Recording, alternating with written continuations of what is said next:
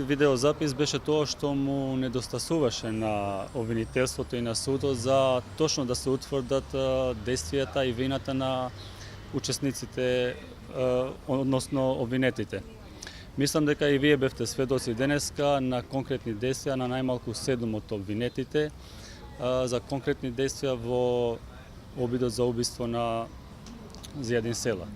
Очекуваме после денешното рочиште, кај што се виде јасно улогата на обвинетите, судот да донесе одлука која што јавноста ја очекува најмногу оштетениот. Има и на други лица, некои не се дури ни непознати, еве ние го видовме на Панча Ангелов, на Затоа дополнително во соработка со јавниот обвинител ќе се одлучува за нови постапки против други лица кои што се гледат на снимките, а кои што не се опфатени со обвинителниот акт, затоа што ни недостасувало овој видеозапис. Можно ли олеснување на некое дело за дело? За тоа дополнително ќе го разгледаме целиот случај во наредните денови со јавниот обвинител, да на завршен збор ќе го кажеме нашето.